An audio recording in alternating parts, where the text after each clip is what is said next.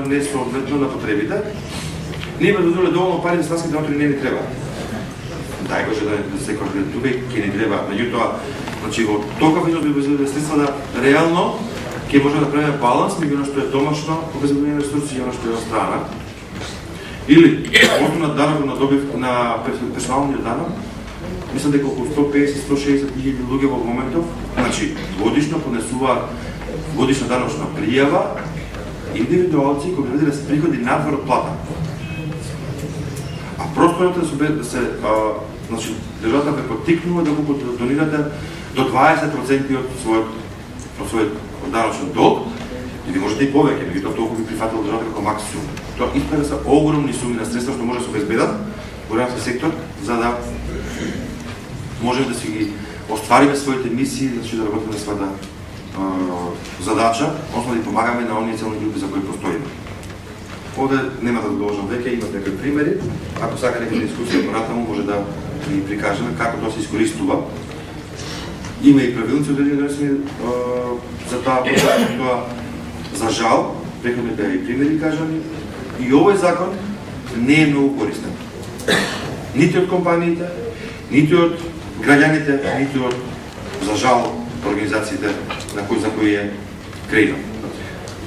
Така да јас тука би завршам со она што би го нарекол можности, а понатаму ако има по дискусијата потреба би стојам на располагање да говорам на ваши прашања.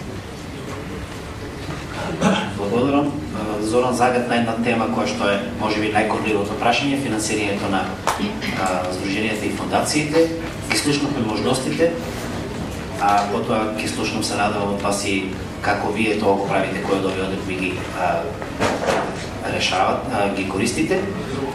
Сега остана само уште на крајот представникот на делегацијата на Европската унија во Скопје, господин Ирена Иванова.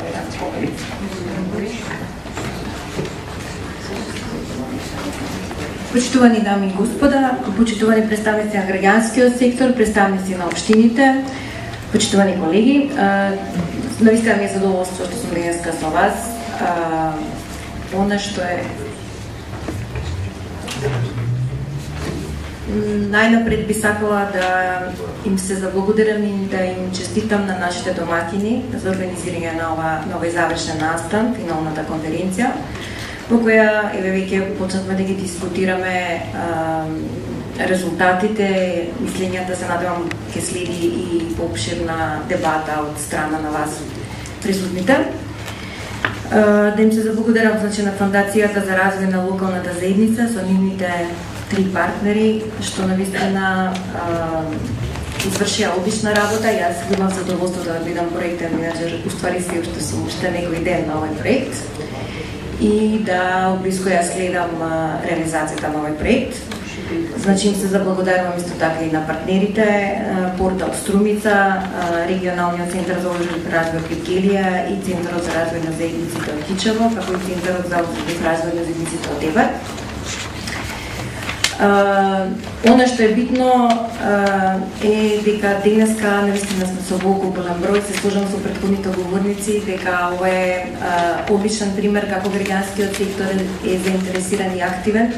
Им се заблагодарувам и на представниците на општините, Штип, Кичево, што исто така изразуваат интерес за оваа тема и за блиска соработка со граѓанскиот сектор. Навистина е за пример и сметам дека е многу битен и локалниот инпут, односно локалната интеракција помеѓу општините и самиот граѓански сектор, не само на оваа тема, на сите оние останати заеднички теми, во принцип мислам дека сите теми се заеднички. Несомнено е дека граѓанскиот сектор има голем удел во процесот на европската интеграција на Македонија и во самите реформи, како што претходните говорници спомена. Во невладиниот сектор несомнено постои експертиза која треба да се искористи во реформите, во процесите, исто така и во самата европска интеграција. Денот кога ќе започнат преговорите и како овој експертски, да речеме, базен на експертска сила треба да се искористи во процесот на преговорите. И несомнено и самиот овој проект и целава дебата што имаме денеска е дека самиот настан и самиот активизам е потврда за ова. Цело време во различни дискусии секогаш зборуваме за активно граѓанство, активен граѓански сектор. Јас би рекла дека она што е битно и овој денешен проект ни покажува дека се работи за проактивен граѓански сектор. И мислам дека тоа ја менува процесите и ги менува и односите со владините институции. Имав задоволството покрај овој проект да работам уште со неколку проекти во портфолиото на Европскиот инструмент за демократија и човекови права, под кој овој проект беше финансиран, меѓутоа и под новите грантови на ИПА, зашто имавме неколку примери како граѓанскиот сектор проактивно настапува и околу креирањето на политиките, донесувањето на новите легислативи, и во кои практично наметнуваат едно темпо и динамика и несомнено, особено на локално ниво, општините и така како се отворени да соработка, меѓутоа во другите проекти имавме примери и со одредените министерства.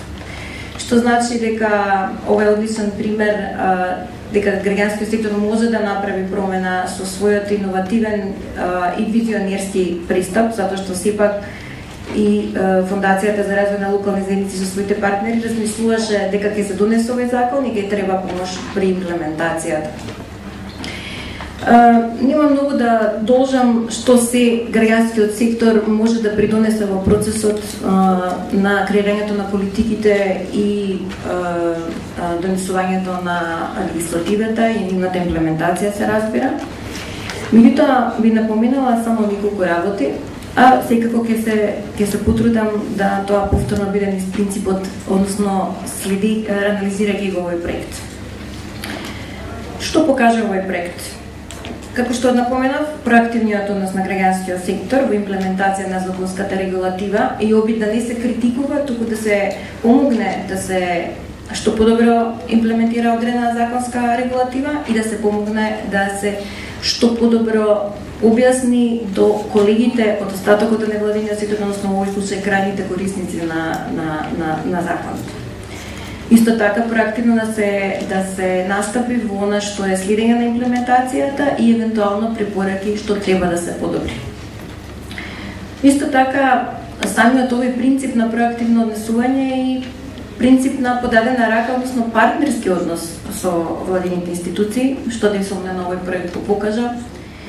Меѓутоа и мост со другите колеги во граѓанскиот сектор кои можеби немаат достап до информациите или кои едноставно им треба помош при разбирање на одредени правни обврски што предвидуваат, конкретно сега зборувам за овој закон.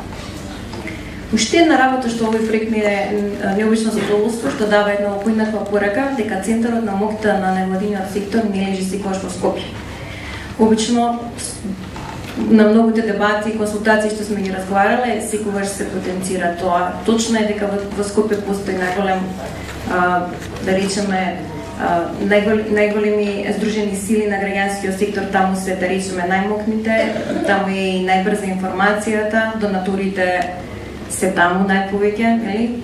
Меѓутоа, очигледно дека овој проект покажува дека не се во Скопје и токму дека и самиот ваше присуство, имаме и колеги, значи, од невладиниот сектор и од Скопје, значи дека може да се децентрализираат овие процеси. Именно да не ги фалам цело време фондацијата, меѓутоа тие и понатаму продолжуваат да ја работат работата на поддршка на невладиниот сектор, што и претходно како, нели, во процесот на основање ја има како функција и несумнено даваат поддршка на невладиниот сектор и партнерски, вмрежувачки делуваат во регионот, па и мои битни партнери се кога организирам инфоденови и останати консултации, на вистина многу лесно ми е да организирам настан со помош на нив.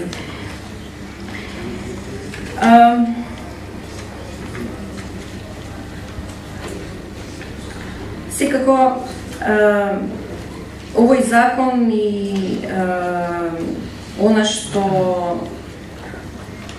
практично може да предизвика, јас нема да идам во детали анализа, имам толку информирани и познавачи на законот што го следеа и останатите говорници ми се колеги, да речам, на други проекти во кои соработуваме и не би сакала да ги повторувам нивните сознанија, мислам дека се тие многу постручни од мене.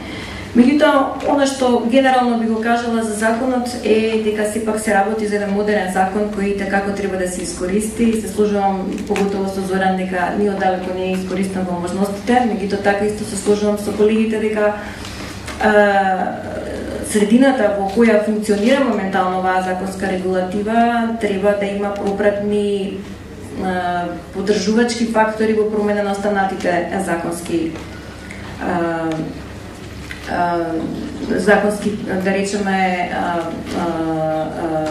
закони кои се однесуваат практично и кои го поддржуваат или во моментов можеби го невозможуваат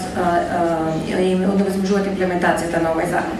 Значи спомнавме законот за донации, спонзорства, за лобирање, едноставно една низа корпуси на останати законски регулативи кои секако доколку се променат, некои од нив колку што следам и се во процес на ревизија и промена, и како ќе го појачаат, односно ќе го засилат, ќе засилат имплементацијата на законот. Она што е битно исто така, нема да спомнувам за институциите од јавен интерес, знаеме каква е моментално искористеноста на провизиите од законот и зошто не е во можност да се искористат трансфер на надлежности и така натаму. Меѓутоа повторно ќе се вратам на зборот проактивен. Невладиниот сектор повторно може да биде проактивен во искористување на законот. Мислам, во предходните говорници спомена бизнес заедницата и да речеме приватниот сектор, и такако овој закон бидејќи ја проширува да речеме рамката на здружување и на легалните entiteti, како гледам развој на филантропските активности во едни побезбедни и по-сигурно договарачки односи во формирање на нови невладини страна на правните субјекти, например, зашто да не граѓанскиот сектор заедно со бизнес заедницата во филантропските активности кои сега за сега компаниите ги водат сами и можеби не и така со една визионерска и структурирана политика која невладиниот сектор секако може да придонесе, а од друга страна да заживе она што се вика финансирање од бизнес заедницата. Навистина ме поканувам понатаму во дебата да ги подискутираме овие новитети што се уште не се во реалноста имплементирани и да ги разгледаме.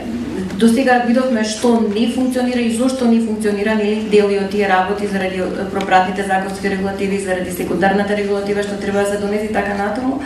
Меѓутоа, интересно би било да ви слушнем и вас што размислувате, што може да се искористи, што пружа како новитети, например и трансферот на надлежности, особено на локално ниво, може да биде многу корисна содржина. Секако и законот за локална самоуправа определува дел од трансферот на надлежности. Во некои општини имаме примери за таква соработка, меѓутоа мислам дека законот, бидејќи ова може да го обезбеди на централно ниво и како може тој трансфер на експертиза да се пренесе во раците на граѓанскиот сектор и самите владени институции или дали на централно и локално ниво да го искористат овој потенцијал и да изградат партнер, активен партнер кој ќе придонесе во заедницата. Толку од мене, нема многу да понатаму да елаборирам. Се надевам ќе ве слушаме вас. Меѓутоа уште еднаш ќе ги повторам неколку те збора. Проактивност на граѓанскиот сектор, развивање на локалните интеракции помеѓу општините и граѓанскиот сектор, помеѓу самите граѓански институции, како што е овој денешниот пример. Значи имаме тука доста представници од други невладини кои придонесоа за оваа финална конференција во дебатата првична. Меѓутоа и развивање на овие партнерски и мрежни односи и надвор од границите на земјава. Секако сметам дека преку различните програми што Европската унија ги нуди, како што е активно граѓанство, значи програмите на заедницата ИПА, не само националните и регионалните, можности меѓуграничната, можности постојат за развивање на ваквите иницијативи со партнерите во Европската унија, како од граѓанскиот сектор, така и општините. Ви благодарам. Благодарам ви, Елена.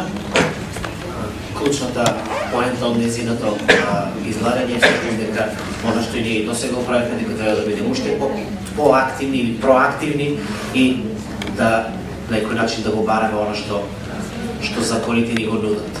Воопшто сите излагачи кои што досега зборуваа, ја потенцира важноста за законот, тоа дека законот генерално ги исполнува стандардите, но и потенцира кои се оние, да ги наречеме така, тесни грла, кои што треба да се премостат, но оно што и мене посебно ме радува е што зборува многу повеќе за можностите, кои можности ги нуди овој закон и каде ние можеме да реагираме и да интервенираме, кои се областите каде што ние треба повеќе да притиснеме за да овозможиме подобра примена на овој закон со цел наша поголема одржливост и наша поголема обстојување. Откако ги слушавме сите, сега редот е на вас, би сакал од вас да се вклучите, да слушнеме кои се вашите искуства, дали имате одредени конкретни препораки, може би само дискусија или прашање. Само би ве замолил, затоа што сме во голем број, прво да се слушаме. Ако упатувате прашање, да кажете конкретно кон кој или може би кон сите, и доколку имате одредени коментари, тие да не бидат подолги од 2 до 2,5 минути, за да имат време сите заинтересирани да се вклучат. Исто така, јас повеќето ве знам, но би ве замолил да се представите и да кажете од која организација доаѓате. Со кревање рака, колегите се на двете страни со по еден микрофон, ќе ве замолам да ги користиме и бежичните микрофони. Повелете. Микрофонот само позади. Добар ден за сите, јас сум Чичко Крсте, за вас младите Дедо Крсте. Член сум на еколошкото здружение Верашница Добри, а порано водител на невладината организација Fruit.net, овошна мрежа. Што е прво моето мото? Мојата невладина организација е во војна против хемијата. Апсолутно не сакаме ние да се примени, ама ни најмал процент во органската храна хемија. Тоа е за доброто на сите нас, за доброто на овие младите, кои треба да растат и да раѓаат. Тоа е главното мото. Од ваше обидување и дискусија се исплашив од администрација. Голема процедура на администрација. Можеме ние да ја поднесеме. Пошто вие кажавте дека дискусијата треба да трае 2-3 минути, ќе кажем еден пример кои беа за овој активирани представници од Европа за поднебјето на планината Каракамен, Мокра во Албанија, Галичица и Пелистер на нашето подрачје. Што содржат тие планини, колку содржат здрава флора, чаја и така натака за доброто на човечанството. Јас имав среќа да контактирам со нив. Вие, бидејќи моето мото е ова дискусија да е навејана, праштавајте. Да ја облагородувам планината, самониклите стебла, да ги калемам со автохтоно овошје кое дотират за време на Турската империја. Значи, повеќе врсти круши, кои немаат потреба од допир со хемија. И вегетират на таа надморска висина, која е, речемо, 1050-1100 метри. Германската амбасада го проведи случајот, што имат во тоа поднебје, што можеме ние да презентираме за јавноста. И ние таквото нешто го направиме во хотел Милениум кај Охрид. Амбасадата донесе 25 новинари, телевизии. Се представивме какви сме, што сме на тоа поднебје. Понатака, од други околности, ни направија посета тројца представници од UNDP. Ако може само да привршуваме, за да се движиме во времето кое што е предвидено. Тие гледајќи нашата работа, што ние работиме, колку сме, какви ентузијасти сме, како сме близко до органската храна, добивме награда. Видете се, зато јас речем на еден начин протестирам против административната процедура. Тие видоја и што рекоја. Што вие имате потреба од нас да ве наградиме? Ние кажем, имаме потреба да ни купите една машина за возење на кости. Имаме потреба да ни купите на моторна пила. Имаме потреба да ни купите една центрифуга за росветна за мед. Имаме потреба на малечка машина за сок прајка, природно. Имаме потреба од харте за средства, кондори и модел. Вервајте, после 11 ден на нашата сметка легна 1200 евро. Сиве овие уродија ги купиме, доставиме документи, на годината дојдоја проверија. Така треба да се работи. Не може 300 процедури, 300 канцелари и 300 луѓе да кажат приказки кај што ќе ние да бараме документи. Немаме и време. Ви благодарам што ме слушате. Благодарам и на вас за дискусијата. Слушнавме видување од активистички настроените организации против администрацијата. Повелете. Тука, право. Првиот ред. Јас би дискутирала конкретно по законот. Член 46, каде што вика застапник. Значи, доколку има промена во организацијата или структурата на организацијата, областен е застапник. Рекла е една правна грешка каде може да се спреми или е гласен член, којто бранија да се продаде. Значи не само застапникот да има право, доколку дојде во ситуација да биде застапникот заменен, поради него неработни неактивност или било кои причини кои забранијата би можел да ги донесе како акт, да може да овласти местни кои би ќе. Исто би дискутирала по член 72, каде што се вели дека може да биде избришна од регистарот, од централниот регистар, во случај на стечај или ликвидација на организацијата, би добавили со одлука на собранието на држањето да може да биде избришна. Овде би се надобрзал на членот 75. Каде што се барат 1000 до 500 евра, на тој член биде избришен, да не подкрепили. Исто би се наврзало на членот 76, каде што се барање, каде што има барање за регистрација, член 74, каде се депенирани областите кои се дейности од јавен интерес, не би имало потреба, по моје видување, да стои членот 76 за одобрување. Затоа што веќе регулирани со самата регистрација доколку ги исполнува овие критерии, веќе по автоматизам би требало да биде организација од јавни интерес. Благодарам. Благодарам. Ние сите ваши забелешки ги запишавме и ќе бидат доставени до релевантните институции кои се должни да направат измени до законот заедно со сите наши заклучоци и препораки. Благодарам. Повелете. Добар ден. Прво. Аз се извинувам, но имам резервација од пред 20 минути.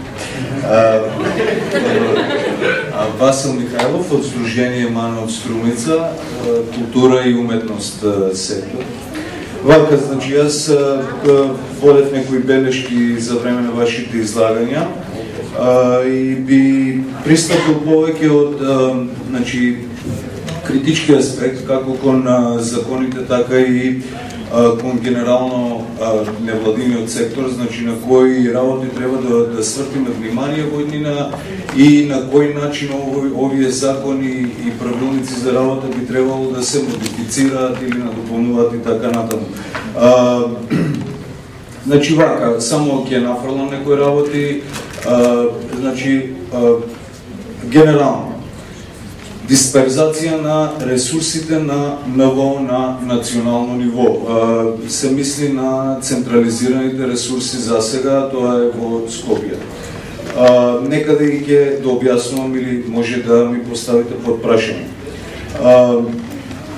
Имаме прекумерно товарење со закони и правила за работа, трошоци, а нема програми за финансирање и развој на концептот за здружување на работа на невладините организации.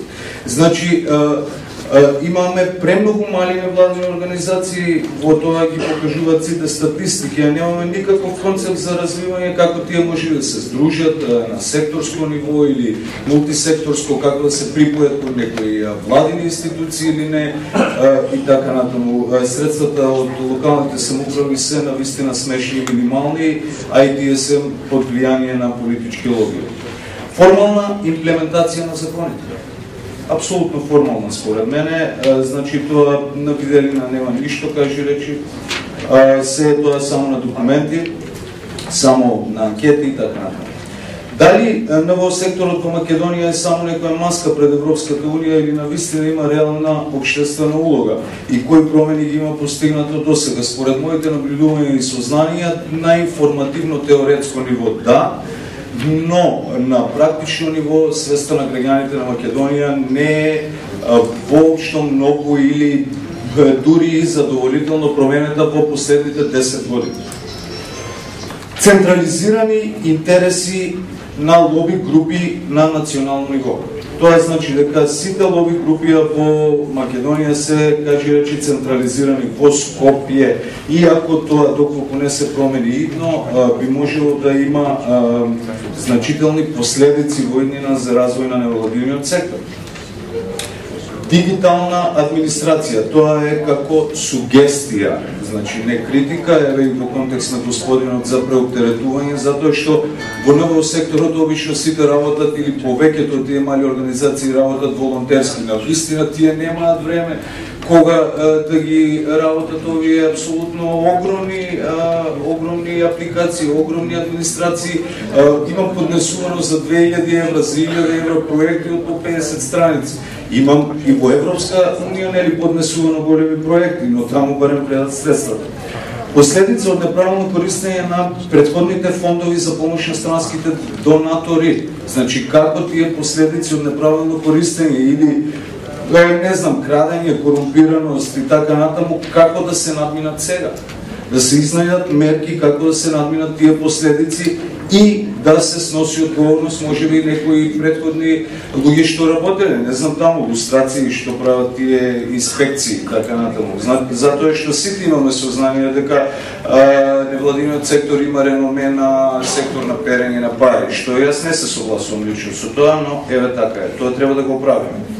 Абсурд во законот за донации и спонзорства. Абсурдот се јавува од аспект на тоа дека значи 5% од вкупниот данок на добивка на фирмата. 5% од вкупниот данок на добивка на една фирма, таа фирма треба да има 50 милиони данок на добивка, да треба да плати пример евра, за да може, не знам, таму да даде 5 милиони евра донација. Сега зборам во големи бројки, но такви фирми во Македонија има многу малку кои всушност има некаква логика и ќе имат некаков ќар од ова. Толку богати фирми. Овој закон е направен само за најголемите. А дали крајната цел е пак некакво перење на пари, тоа не знам. Реномето на НВО секторот, веќе го спомнав, со тоа и мотивација кај донаторите и спонзорствата. Не може да очекуваме дека некој ќе ни даде пари ако ние имаме реноме на некој плошад. Значи, ние мора да го кренеме реномето на невладините организации за овој човек кога ќе даде пари да се почувствува дека еве тој, значи, допринесува на високо ниво, на многу честно и така натаму ниво во ова општество. За ова треба да имаме реноме и ова треба да го градиме заедно, на друг начин не може.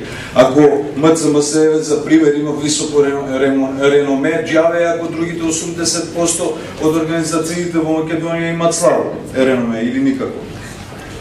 Формирање сугестија, формирање на служби финансирани од државата за помош за имплементација на законите од сите аспекти, како и овие служби да вклучуваат и кампањи за информација. Значи државата да помогне во целиот овој процес. Не може ова ние сами на грбот да си ностоп во нашиот джеб си, нели, го празниме приватниот джеб за ова работа. Придобивање на политичари на страната на НВО. Исто така сугестија. Значи, доколку тоа е насекаде во светот во овој систем, не може да немаш политичари кои цврсто ќе стојат за секторот, а да лобираш во парламентот, не знам како сакам да се донесе или што, и што кој ќе се донесе кога нема да има кој да го турка понатаму и да лобира да се имплементира. Апсолутно, апсолутно. Еве уште едно и стремеш за од друг аспект стремеш за отфрлање на политичките влијанија во НВО. Благодарам тоа. Извинете што се задржи. Благодарам за конструктивните забелешки. Мислам дека ако некој од политичарите смета дека треба да одговори или да се вклучи, бидејќи немаше конкретно прашање досега, може слободно да го направи тоа. Зоран, па потоа ќе продолжиме со. Само на кратко една интервенција. Се согласувам во многу дека граѓанските организации треба да се докажат и да се секогаш да се докажуваат пред јавноста и пред оние на кои им служат. А тоа се граѓаните и индивидуални групи. Значи го спомнавте од аспект на дали биле перење пари, не знам, не сум видел машини за перење на пари такви. Може има некада, не сум ги видел.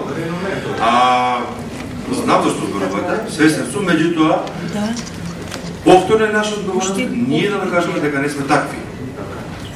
Еве ви пример со овој центар денеска што организира, оваа организација што организира ваков настан денеска. На почетокот на самата презентација кажа колку чини проектот, колку пари дала Европска унија, колку пари дала тие. И што со тие пари направиле? Ако сите така работиме и покрај тоа на веб страна и сега добиваме годишни извештаи и така натаму, ќе се стекнеме со тоа реноме. Тоа е прво. А второ, оно што спомнавте за висината на средства потребни компанија да ги има како образ за да помага граѓаните сектор. Не се согласувам. Значи прво е што треба да се направи реновето и оно што реков толку некој да ни верува, да толку треба да ни верува, некој за да ни остави куќа, стан, да ни купи возило, да ни даде пари. Толку треба. Знаете колку треба? Толку што вас лично треба некој да го биде да му дадете пари. Ето. И кога со многу организации разговарам на оваа тема или со многу луѓе, многу облуки поминале за организирање на настани за прибирање средства и за прибирање средства, едно од правилата кога имаме на секоја ваква облука е да организира самите учесници настан за прибирање средства. И да видиме колку самите представници од граѓански организации се спремни да дадат за друг. Тогаш ќе знаете колку треба вас некој да го убеди за да дадете пари. Па размислете колку некој друг што со пот и мака ги спечелил тие пари, дали е компанија или индивидуалец, колку тој ќе ви даде на вас и зошто би ви дал. Еднако сумата, една од помалите фирми во Македонија, колку има, не знам, иједе да ви ги кажам, кои имаат по милион, по 2 милиони денари годишно, обрт, вкупен приход. Ако има милион, тоа се 50.000 кои може да ги даде како донации и 30.000 кои може како позорство, тоа се 80.000 денари. Само една компанија такви се не знам колку, околу 20-30.000 во Македонија. 30.000 тука некаде. Ај прескантете во колку пари за тоа. Дали нема доволно? За оно што нас ни треба барем да добро работиме, ако не подобро. Така да, затоа велам, треба ние малку се фокусираме кои сме, што представуваме и што како одек излегува надвор. И колку ни веруваат. Имаме индекс на доверба, што мериме стално, и тоа не се сите организации вклучени тука, па може некој рече, мене никој не ме прашал. Говорете, прашате во вашата средина, во вашето село, во вашиот град, колку ви веруваат. Така ќе знаете дали вистински и правилно работите оно што треба да работите. Благодарам. Само околу го споменавме неколку пати индексот кој што МЦНС го работи, Даниела сподели само со нас некои резултати од оваа година. Така, само прво морам да кажам дека јас сум долго време ме знаат делот од дека активна во граѓанскиот сектор, како волонтери, како активисти, како професионална работена и се уште волонтерски помагам на граѓански организации. Во овие години немам слушното од ниеден друг надвор од секторот дека переме пари, дека сме корумпирани. Многу почесто слушам од нас самите вакви изјави дека сме корумпирани, дека переме пари, а досега не можам да се сетам исто така на ниту еден случај конкретен на корупција во граѓанскиот сектор, перење пари или слично. Можеби имало злоупотреба на средства која што била нели идентификувана и санкционирана од страна на донатори или нели доколку било средства од државата од тој донатор. Во однос на довербата, значи граѓанскиот сектор ние велиме, нели го следиме веќе неколку години довербата, значи не само во конкретни организации, туку и општо во целиот граѓански сектор, и тоа поделено по здруженија, синдикати, стопански комори, цркви, верски заедници. Значи ние велиме дека е мала довербата во граѓанскиот сектор. Меѓутоа таа е мала воопшто во сите сектори, така што не е дека стоиме полошо или од останатите. Пак ти речам, ние самите си ја креираме сликата за граѓанскиот сектор и најчесто ние сме самите меѓу себе кои што се обвинуваме за вакви работи. И моја препорака или како да го кажам, ајде нека биде препорака да не го правиме тоа, да не зборуваме лошо самите за себе, освен нели доколку некој конкретен случај не е и сакаме да го потенцираме како пример за другите. Само Ирена сакаше да се включи повеќе. Ви благодарам. Благодарам на колегата од Сдруженијето МАНА за рефлексијата на состојбите и мислењето околу практично една поширока анализа направивте за повеќе прашања во кои се наоѓа и се случува граѓанскиот сектор. Нема да ги повторувам претходните колеги што поентира по некои од вашите обзервации. Меѓутоа, рековте неколку работи да се децентрализира процесот од Скопје. Пак ќе се повторам, не ќе да звучам пристрасна према проектните имплементатори, меѓутоа овој пример и дни за други проекти покажуваат дека може да се направат промени и може да се децентрализира, секако не е преку ноќ. Меѓутоа овие примери и вашето присуство тука и интересот покажуваат дека има активно граѓански сектор и да се чуваат работите надвор од Скопје. Оно што е друго, што би сакала, спомнавте големите институции кои се силни и малите кои едва пливаат.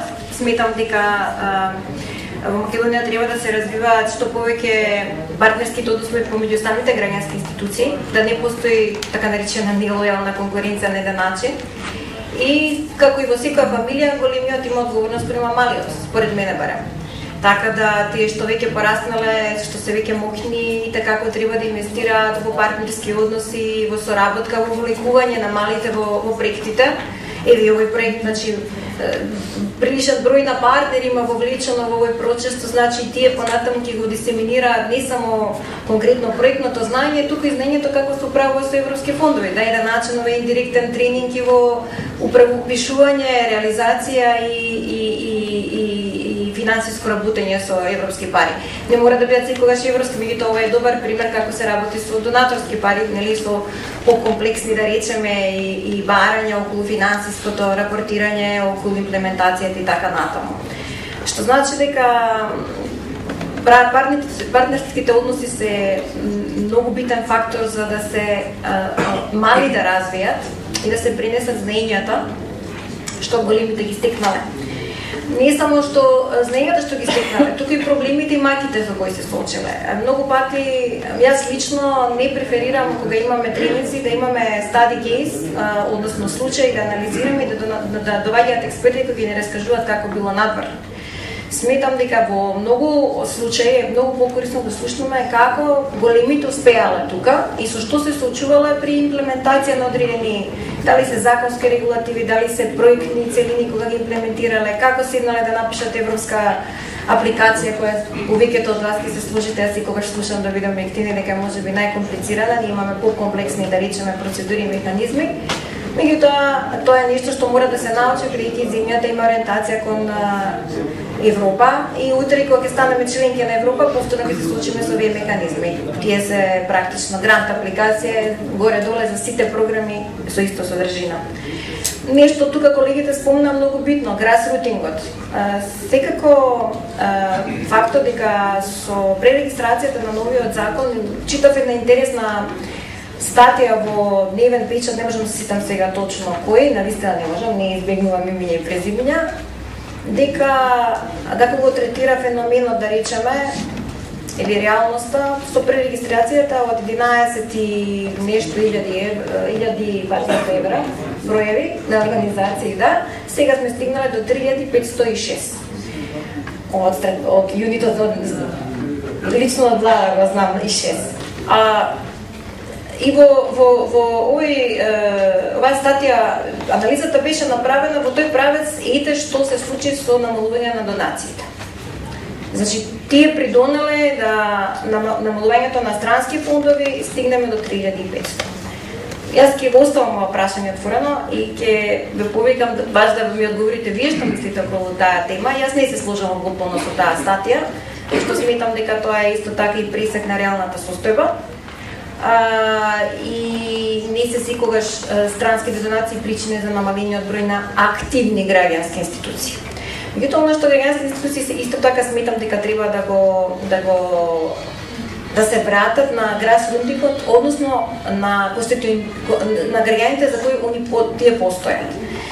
Мораме да приметиме, да прифатиме дека дел од невладиниот сектор некако е одцепен од оние за кои оригинално бил создаден да функционира.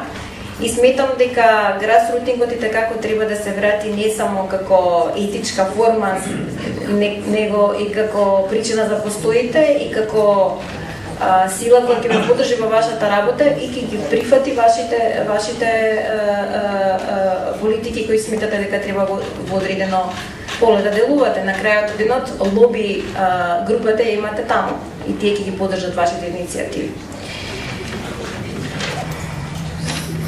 Само уште нешто околу средината во која функционира невладиниот сектор. Чувствувам во отсуство на владините представници да напоменам неколку активности што се случуваат во моментот што сметам дека се битни за вас и за ваше активно учество. Со помош на техничката помош од европските фондови се финансира проект сервисен договор кој се реализира со Генералниот секретаријат, односно единица за соработка со невладиниот сектор. Зошто е за вас тоа битно? Јас ќе напоменам првата компонента, а тоа е изработка на нова стратегија за соработка со невладиниот сектор. Тоа што знаете, старата истекува при крај на годината и од 2012 ќе има нова.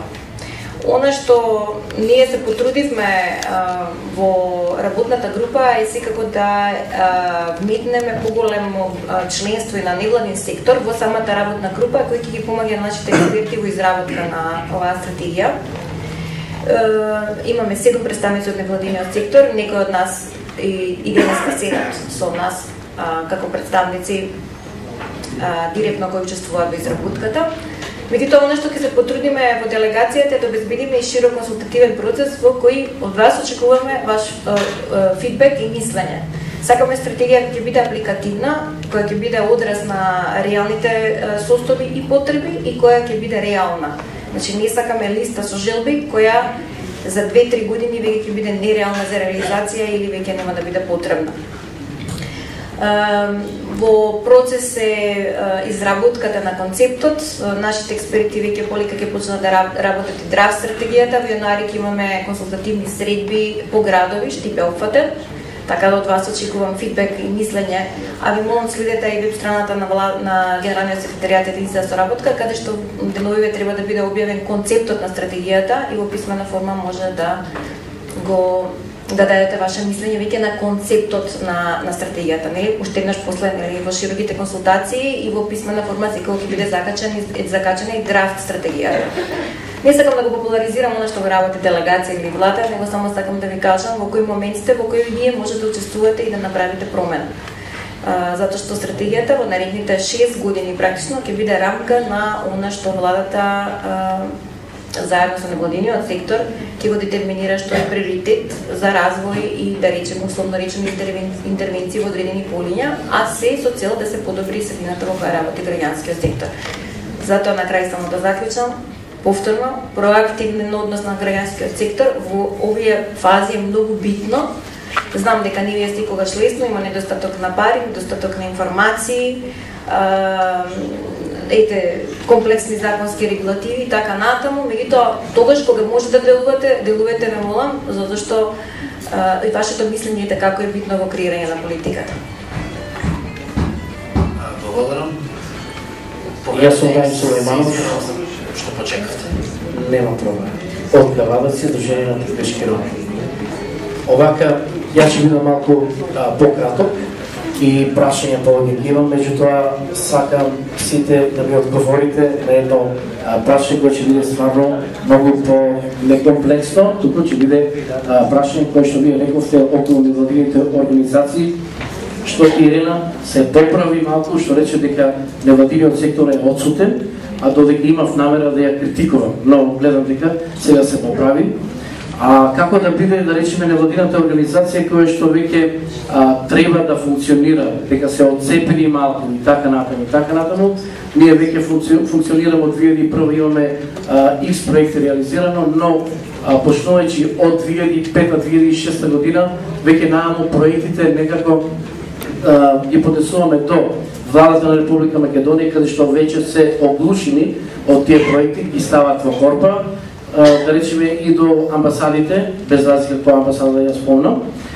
Како и да е, значи доаѓаме со децентрализацијата од 2005-2015 од централно на локално ниво, значи ние потребно е веќе невладините организации да работиме на локално ниво, да речеме Кавадаци. Меѓутоа и тука веќе имаме проекти каде што веќе има оглас, дадени си, па сега ќе да видиме, ќе да може Господ да ги имплементираме тие проекти, а може би не. Или пак тие ги сакат нашите идеи, па после тоа тие што понатаму ги нормално тие идеи ги имплементират на друго место. Но како и да е, Штип, реков Кичево и беше Кичево, Штип и Евгенија.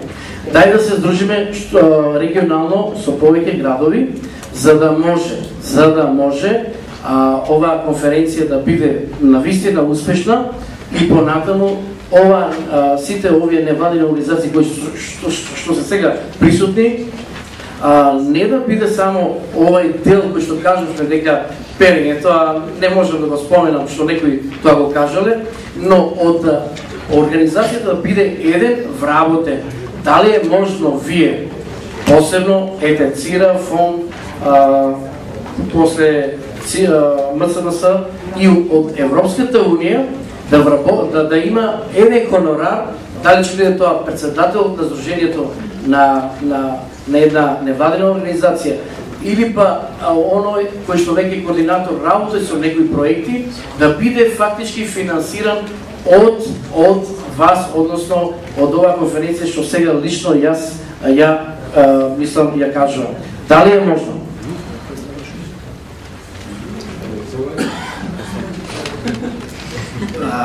Како што вели влада, ќе формираме комисии и ќе ги одговориме скоро, значи нема да биде одговор. Вчера една мала дигресија, градоначалникот на Скопје вика, на ова координативно тело се договоривме да формираме ново координативно тело. Тоа значи дека ќе ја решат работи. Ние ќе формираме координативно тело и ќе ви одговориме, повелете, почекавте.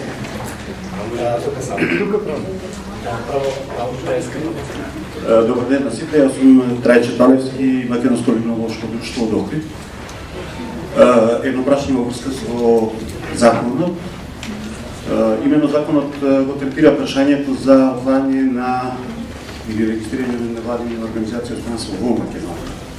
Меѓутоа, ние како Македонско лимнолошко друштво имаме проблем да се зачлениме во Светското лимнолошко друштво. Значи, станува збор за организација која што врши истражување на сладките води во Македонија и невладини организации, сакаме да се зачлениме, да бидеме членка на сила, односно Светската здравствена организација, Светската организација за проучување на сладките води. Пречката е што ни барат статус, значи прво мора статутите да бидат уедначени, меѓутоа не сакат да ни го заведат статутот на англиски јазик. Нашиот статут Централен регистар не сака да ни го заведе. Централен регистар не сака да ни го заведи статутот, со што треба да се јавиме као учесник, као подесувач на барање за членување. Ми ви се консултирам веднаш со пратник, нема зашто треба да ви го Не знам кој е. Нотар?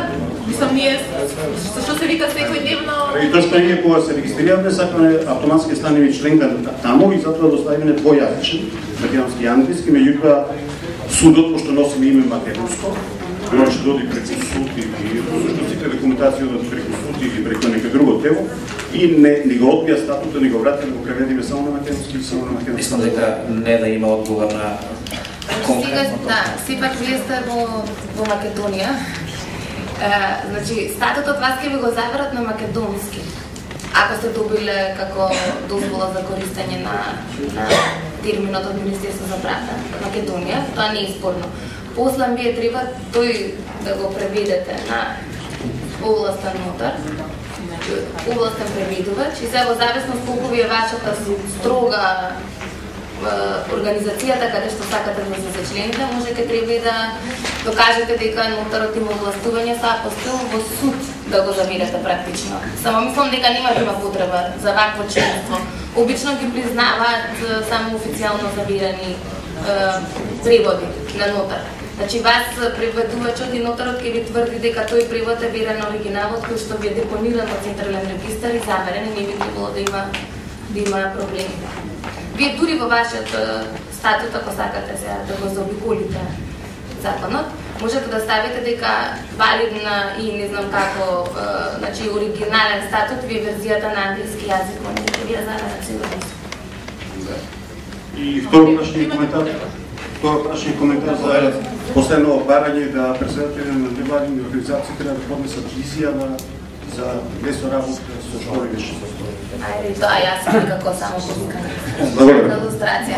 Не само председателите, ако го читате упатството од комисијата, пишува членовите на органите, кај здруженијата, тоа е собранието и тоа значи практично сите членови во здруженијата. Мислам дека ќе има активност на оваа тема, така да мој апел е да се стрпите пред рокот да не поднесувате ништо. Според нас е тоа противзаконски, противуставно и директно навлага во мешање во приватната сфера, тоа е здружувањето и правото на здружување, слободата на здружување. Практично мислам сега ако сакате да отвараме дилеми и да сте соработник и да сте биле соработник, здруженијето потоа нема никакви овластувања да ве избрка или да ве казне, бидејќи тоа е за други институции, функционери. Според мене не може да се приоритизира со одлука на комисија кои сега правни лица ќе бидат или не. Законот се донесе, важеше за сите што требаше да поднесат и се пронајдоа. До сега веќе требаше да имаат поднесено. Значи, меѓутоа има активности да се оспори тоа решение на комисијата, така да до истекот на јануари јас би апелирала да не брзате со поднесување на изјави, ако тоа е право на сите доколку сакаат да си поднесат во меѓувреме. Никола Коцев, отворека на година. Позитивни се овие собири, значи ќе видиме можностите на новиот закон за здруженија, а исто така и некои наши проблеми со новиот закон, што ќе имаме.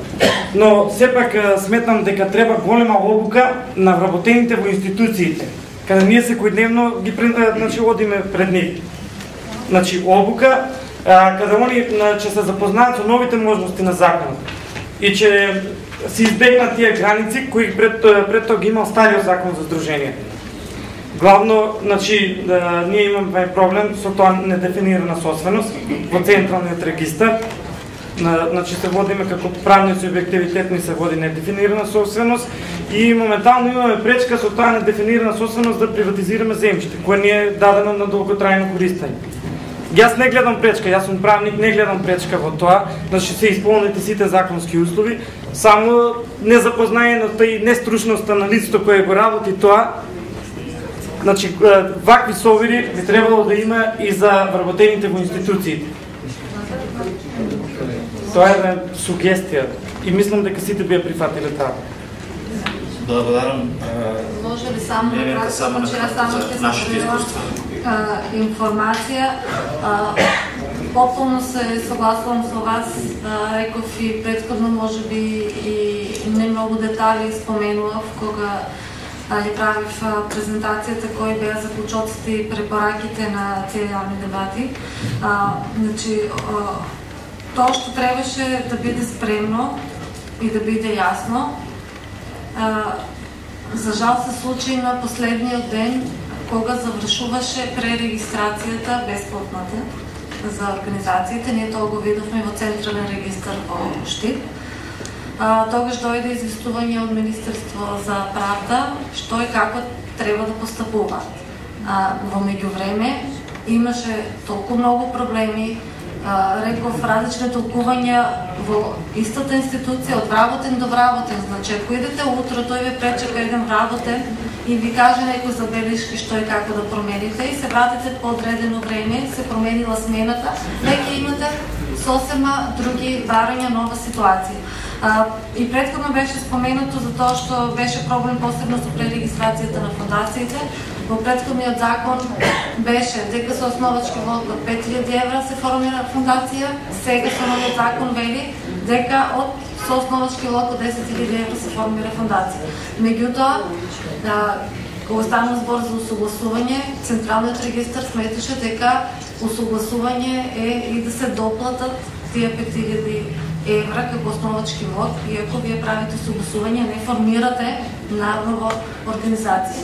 И тука, значи, што имаме информација, иако од Централен регистар јасно стои, јас лично зборував и со шефот, што кажа дека не задолжително е да се дополни основачкиот влог, сепак знаеме дека во една регионална регистрациона канцеларија на Централниот регистар беше пререгистрирано здружение без додатни 5000 евра основачки влог. Значи, тотално различни искуства од град во град, од различни вработени во исто место. Значи, тоа се апсолутни проблеми, апсолутно се согласуваме дека е потребна поголема обука. За нив посебно, барем на мене лично ми најмногу смета тоа што секогаш нас не третираат како трговски друштва, не знам како доел, како фирми, а не како организации што сме регистрирани според Законот за здруженија и фондации. Вака, уште едно прашање имам. Во однос, нели, во новиот закон имаме, значи можеме да освојуваме добивка. Значи добивката да биде искористена за целите на здружението. Би сметал дека би требало да има граница до каде таа добивка доде.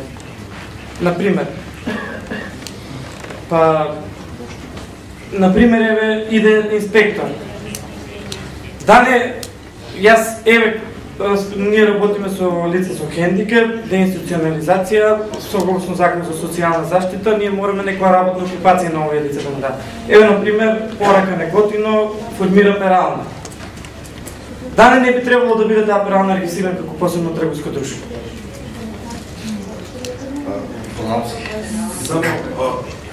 Во законот кажува и кој е начинот. Значи, не можам јас да персонализирам чија мисија е градење капацитети на организации и институции заради постигнување на значајни општествени промени, да продаваме комплекти на пазар. Не сакате? Значи, ние продаваме услуги од нашата област. Не сакате? Таа е големата разлика. И тука остваруваме добивка. Не можеме ние да отвориме, не знам, супермаркети, ланеци супермаркети, нема логика. Значи, законот тоа го кажува. Не, вака сега имаме еве нашето здружение. Значи можеме повеќе работи да работиме. Значи ние имаме, значи работно ги ангажираме тие корисници. Значи они изработуваат разни ствари. Значи тие можат да бидат продаени. После можеме да ги ангажираме на милион други работи. И сега поради неинформираност на инспектор може да дојде, додека му се објасни, на крај може и некоја казна да добиеш. Па после да се расправаш управни спорови. Да, за жал така е, меѓутоа никогаш е поедноставно да се отвори фирма од страна на здружението. И јас исто се согласам дека тоа е правен вакуум, бидејќи според мене треба да постои одреден праг околу обртот на тие економски дејности на здруженијата, за да не настане нелојална конкуренција спрема фирмите. Значи мора да биде тоа регулирано. Како ќе го регулира државата е секако во сите земји различно. Кај нас е се уште нерегулирано и во моментот вие немате ограничувања. Може да дојде до злоупотреба.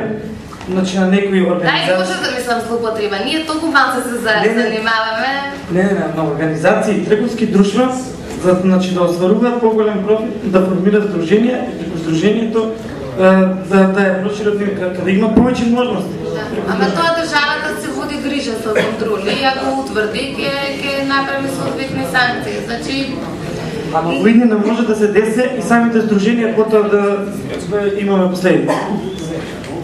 Да, меѓутоа ние треба да се бориме против тоа. Значи кај мене клучната дилема е што е за вас одредена дејност, не дека многу тесно е толкуваат, бидејќи сите невладени ги регистрираат според една притежна дејност, а немаме можност како другите да ги набројуваме сите дејности, да не зборам што националната класификација не соодветствува на потребите и дејностите на невладиниот сектор. Ние сме подведени под исто со бизнисот, а не одговараат. И сега тука според мене таа сива зона. Ако утре сакаат, може да речат, ама вие не се занимавате со тоа или не сте регистрирани, ако во статутот сте наведени, бидејќи практично и да сакате не можете точно да наведете, бидејќи таква класификација нема. Не можете да се декларирате. И тука е тој проблем. Меѓутоа се решава, никогаш само правно и по по-тешкиот и по-долг пат, меѓутоа такви примери па после представуваат основа за да се измени законодавството, само да немаме среќа на наш грб да биде тоа, не знам што да кажам. Меѓутоа мислам дека каде што има на вистина и во конкретниот случај со порака, каде што на вистина има јавен интерес во таа работа, дека не би дошло до таква злоупотреба или да речам несоодветно читање страна на државните институции. Веќе има со самото недозволување за приватизација и чекање некоја друга колешка неизмена да реше, да види како такво правно искуство. Од лекува. Нека ништо од Министерството за труд и социјала да побарате мислење. Не, јас побарав мислење од Централен регистар. Само прашање побарав. Што значи поемот недефинирана собственост и дали здруженијата може да имат собственост? Можете да знаете што е одговор. Не може да имат собственост здруженијата. Да се крстиш, тоа е начинилото. Тоа е одличен пример да го почнеме една ситуација за дискриминација спрема невладиниот сектор. Јас ќе да разговараме по детали после. Богдан, сакаш само кратко? Само една информација околу што спомнавте. Во моментот има една иницијатива во владата, меѓу другите и ЦИЛ помогна да тоа свест се развили кај властите, за носење на закон за социјално предприемништво. Значи, оно што со години се обидуваме да го правиме да некако неформално да стане со закон регулирано. Значи, ова што спомнате како можност да организациите формираат социјално предпријатие, кое што ќе биде предпријатие, функционира како компанија, меѓутоа ќе има